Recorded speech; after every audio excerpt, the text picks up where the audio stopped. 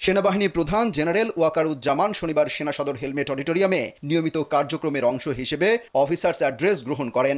এ সময় তিনি তার মূল্যবান বক্তব্যে সকল সেনা কর্মকর্তাদের উদ্দেশ্যে দেশের চলমান নিরাপত্তা পরিস্থিতির উপর আলোকপাত করে সেনাবাহিনীর কার্যক্রম সম্পর্কে বিভিন্ন দিক নির্দেশনা প্রদান করেন এবং তাদের বিভিন্ন প্রশ্নের উত্তর দেন। পাশাপাশি তিনি যে কোনো পরিস্থিতিতে জনগণের জানমাল ও রাষ্ট্রীয় গুরুত্বপূর্ণ স্থাপনাসমূহের নিরাপত্তা নিশ্চিত করতে বলেন। তিনি আরও বলেন, বাংলাদেশ সেনাবাহিনী দেশের জনগণের আস্থার প্রতীক। জনগণের স্বার্থে এবং রাষ্ট্রের যে কোনো প্রয়োজনে বাংলাদেশ সেনাবাহিনী সবসময় জনগণের পাশে আছে এবং থাকবে। আসসালামু আলাইকুম সুপ্রিয় দর্শক, স্বাগত জানাচ্ছি যে কথা জানতে চান অনুষ্ঠানে। আমি মোস্তফা ফিরোজ এবং আমার আরেক প্রান্তে যুক্ত আছেন আবু হেনা রাজ্জাকি, সিনিয়র আইনজীবী।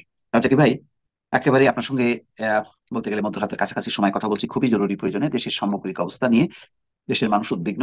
এমনকি সেনাপ্রধান পর্যন্ত আজকে তার কর্মকর্তাদের সঙ্গে বৈঠক করে বলেছেন, রাষ্ট্রের যে কোনো প্রয়োজনে সেনাবাহিনী সবসময় জনগণের পাশে আছে। সেনাবাহিনী প্রধান জেনারেল ওয়াকারুজ্জামান শনিবার সেনা সদর হেলমেট অডিটোরিয়ামে নিয়মিত কার্যক্রমের অংশ হিসেবে অফিসার্স অ্যাড্রেস গ্রহণ করেন। এ সময় তিনি তার মূল্যবান বক্তব্যে সকল সেনা কর্মকর্তাদের উদ্দেশ্যে দেশের চলমান নিরাপত্তা পরিস্থিতির উপর আলোকপাত করে সেনাবাহিনীর কার্যক্রম সম্পর্কে বিভিন্ন দিক নির্দেশনা প্রদান করেন এবং তাদের বিভিন্ন প্রশ্নের উত্তর দেন। পাশাপাশি তিনি যে কোনো পরিস্থিতিতে জনগণের জানমাল ও রাষ্ট্রীয় গুরুত্বপূর্ণ স্থাপনাসমূহের নিরাপত্তা নিশ্চিত করতে বলেন। তিনি আরও বলেন, বাংলাদেশ সেনাবাহিনী দেশের জনগণের আস্থার প্রতীক। জনগণের স্বার্থে এবং রাষ্ট্রের যে কোনো প্রয়োজনে বাংলাদেশ সেনাবাহিনী সবসময় জনগণের পাশে আছে এবং থাকবে। খামেরা তো দাগ হয় কিভাবে? এই যে ভাবি, দাগ হয়ে যাবে, রাগ হয়ে যাবে। নিন চাকা সুপার হোয়াইট।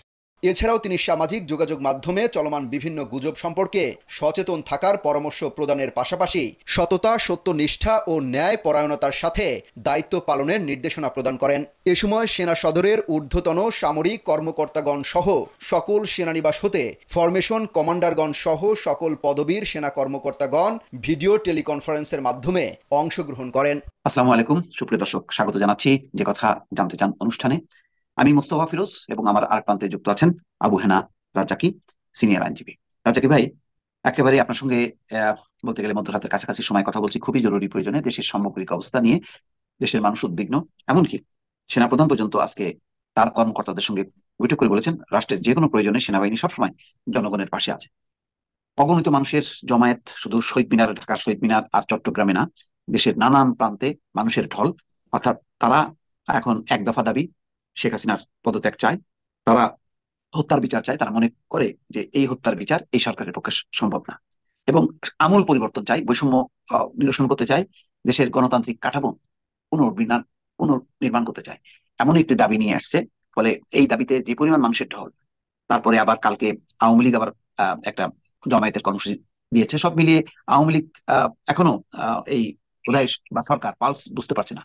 পরিস্থিতিটা উদ্বেগজনক। আপনাকে কি উদ্বেগটা স্পর্শ করছে না? আপনি কি বলবেন? ধন্যবাদ ফিরোজ ভাই। উদ্বেগটা স্পর্শ করছে করছে বলেই দু চারটা কথা বলছি। এবং আমাদের কথা হয়তো কিছু আসে যায় না, সেটাও আমি মনে করি যে আসে যায় না। তারপর আমার কাছে মনে হয় যে আমরা এই আন্দোলন যারা করছে, কিছু কথা বলার মানে হচ্ছে সেই আন্দোলনের পক্ষে বা তাদের পাশে থাকার চেষ্টা করা। এটা হলো উদ্দেশ্য। এখন আমরা তো সবসময় ধরেন সরকারের সমালোচনা করি, নেগেটিভ কথা বলি, অনেক সমালোচনা করছি।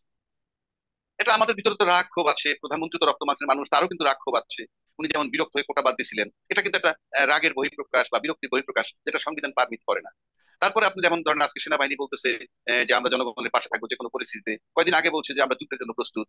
একটা সেনাবাহিনী কিন্তু ইনফ্যাক্ট সেনাবাহিনীর টার্মটাই কিন্তু বহির্বিশ্বের সাথে রিলেটেড। অর্থাৎ আমরা যখন বাইরের কারো দ্বারা আক্রান্ত হব তখনই সেনাবাহিনী। হুম, হুম, হুম। এছাড়া যেটা থাকবেন সেটা হয়তো এইড টু সিভিল গভর্নমেন্ট অথবা বিভিন্ন দুর্যোগপূর্ণ মুহূর্তে। কিন্তু সেই হিসাবে এখানে এই পরিস্থিতি আসার মানে হচ্ছে এখন আন্দোলনটা যে জায়গায় গেছে, এই জায়গা থেকে এই আন্দোলন দমন করতে গেলে একটাই হয়, সেটা শুধু মানুষ মারা, আর কোনো রাস্তা নাই। যেমন প্রধানমন্ত্রী 2-3 দিন আগে গতকালকে বোধহয় বলছেন যে গণভবন খোলা রেখেছেন, সমন্বয়কারীরা আসবে, তাদের জন্য খোলা, প্রয়োজনে তাদের বাবা মা নিয়ে আসতে পারে। এখন সমন্বয়কারী কারা? ছাত্র। এখন ছাত্র কয়জন সমন্বয়কারীর সাথে? এখন হাজার হাজার লাখ লাখ ছাত্র নামছে। এখন এই লাখ লাখ ছাত্র, যদি 1 লাখ ছাত্র না, বেশি না, মাত্র 20,000 ছাত্রই যদি বলে যে আমরা আমাদের বাবা মা সহ 60,000 হবো, বাবা মা সহ, এই 60,000 লোককে কি উনি গণভবনে যাইতে দিবেন?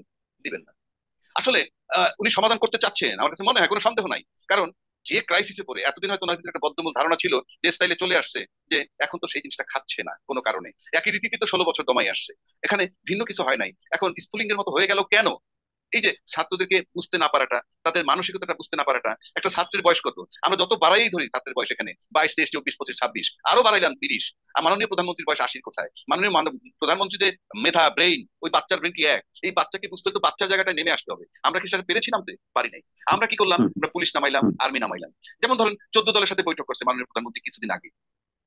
এটা হয়তো এই রাজনৈতিক ক্রাইসিস মনে করে করছেন, ভালো কথা, উদ্যোগ ভালো, কিন্তু এই 14 দল কারা? ওই আওয়ামী লীগ বাদে আরো 13টা দল। এই 13টা দল আর ওনারটা মিলিত একটা দল, এবং সেই 14 দলের নেতা তো উনি। হুম, হুম, তাহলে এখান থেকে বাড়তে কি আসবে?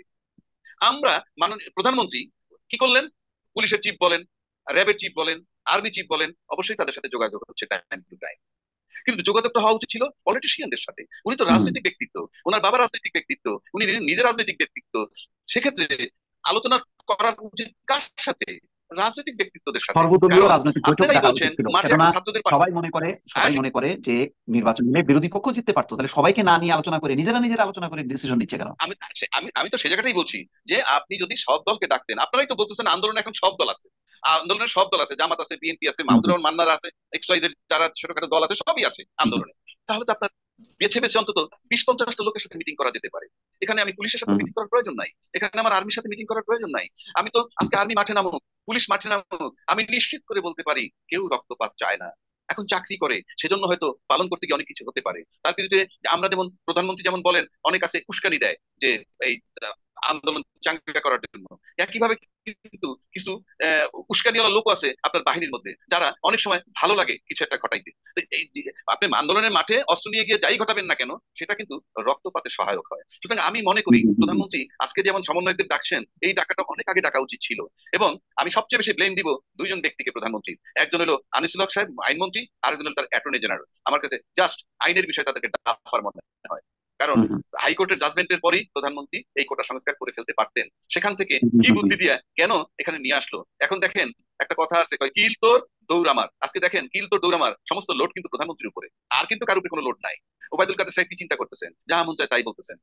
শামীম ওসমান সাহেব খেলা হবে বলে দেশ ছেড়ে চলে গেলেন, এখন হয়তো বিদেশে বেশি ওভারসিজ খেলবেন। মানে এই কথাগুলো ছিল আনকালচার, এবং একটা অরাজনৈতিক ব্যক্তি হলে যেটা হয়, মাস্তান টাইপের লোককে লালন পালন করলে যেটা হয়। তো প্রধানমন্ত্রীকে আমি আবারও এখন এই ক্রান্তিক লগ্নে রিকোয়েস্ট করব, আমার ছোট মানুষ আমি, আপনার কাছে আল্লাহর দয়া, আপনারও বয়স হয়েছে, এবং আপনি এই 5 বছর যদি জানো এরপর আপনার ইলেকশন করতেও পারবেন না, বয়স পারমিট করে না, বডি হুম, পারমিট করে না, কারণ সবকিছু শেষ আছে। আর মানুষ যখন টানা ক্ষমতায় 15-16 বছর থাকে, একটা এনার্কিজম হুম, তার ভিতরে আসতেই পারে। আর মানুষ মাত্র লোভমোহ আছে, আপনি লোভমোহের উঠতে নন। সুতরাং আপনার থাকতে ইচ্ছা করতে পারেই পাওয়ারে, এটা আমি কি খুব দোষের মনে করি তা না। আমার তো মনে হয় যে আমার যদি কালকে নিয়ে মন্ত্রী বানাইতো আমার কাছে ভালো লাগতো, সেটা আমি অস্বীকার করছি না। কিন্তু আল্লাহ পাক তো আপনাকে দিছে সুযোগ, 16টা বছর চালাইছেন। আপনার তো এখন চিন্তা ভাবনা করা উচিত যে আজকে শাহবাগ মোড়ে যে ছাত্রগুলা দাঁড়ায় আছে, ছাত্রের সাথে মা বাবা, শাহবাগ মোড়, হাইওয়েতে, এলিফেন্ট রোড, শহীদ মিনার, মিরপুর 10 নম্বর, আবার দেখলাম ইয়েরা বেরোয় আসছে, রিটায়ার্ড আর্মি অফিসারের বউ বউ হুম, পুত্রী, স্ত্রী পুত্র কন্যা সব বেরোয় আসছেন, দিয়ে হয়েছে। আচ্ছা, শান্তিপূর্ণ অবস্থানে যদি আপনি ধরেন এই লোকগুলো চুপচাপ বসে থাকে, আর আপনি গণভবনে বসে থাকলেন সব অচল, আপনি কতক্ষণ এভাবে চলতে পারবেন? হুম, হুম, সুতরাং হুম, আমি রিকোয়েস্ট করব, আপনি এখনো সর্বদলীয়, আপনি সব দলের ইয়ের সাথে বোঝেন, প্রয়োজনে আপনি আলোচনা করে দেখেন। যদি আপনি খুব পিসফুলি সরে গেলে রাষ্ট্র ভালো থাকে, দেশ ভালো থাকে, আপনি কেন করবেন না মাননীয় প্রধানমন্ত্রী? আপনি তো দেশের মঙ্গল চান, জনগণের মঙ্গল চান, আপনি এটা করেন। আমার কাছে মনে এখন হয়, আমি আমি আপনার সাথে রাজাকি রাগামানি ভাই, কথা বলছি। আমি একটু ইন্টারাপ্ট করি। দেখেন, আপনি এই আন্দোলন শুরুতেই আপনি তাদের সাথে আলোচনা না করে আপনি বলছেন যে জামাত বিএনপির এখানে ইন্ধন আছে, এদের ভূত আছে এখানে, এটা আপনি আবিষ্কার করা শুরু করলেন। ওকে, ঠিক আছে, জামাত বিএনপি যদি ইনভলভ থাকে আর এটা যদি সত্যি সত্যি সংকট, সে তো এটা তো বোঝাই যাচ্ছে যে ছাত্রদের এই আন্দোলনে মানুষ সাড়া দিছে এবং তারা কলাপস করে ফেলছে, এত মানুষ মারা আমি গেছে। আমি সেটাই বলছি। তারপরেও কি আপনি এদেরকে না ডেকে আপনি কি করলেন? বহুজনকে গ্রেপ্তার করে পাঠিয়ে দিলেন। আচ্ছা, তারপরেও তো বাইরে কিছু বিএনপি অন্যান্য দলের নেতারা আছে, বাম রাজনৈতিক দল আছে, আপনি ডাকছেন না কেন? কথা বলতে সমস্যাটা আমি কি? তো সেটাই বলছি। আপনি একটা জিনিস চিন্তা করে দেখেন, আজকে মুক্তিযোদ্ধারা মাঠে নামছে, আপনি ভাবেন, জিনিসটা ভাবেন, মুক্তিযোদ্ধারা মাঠে নামছে, কারা হুম, কার বিরুদ্ধে নামলো? মুক্তিযোদ্ধারা মাঠে নামা মানে জাতির জনক বঙ্গবন্ধু এবং তার হুম, কন্যা শেখ হুম, হাসিনা, তাদের বিরুদ্ধে তারা মাঠে নামছে।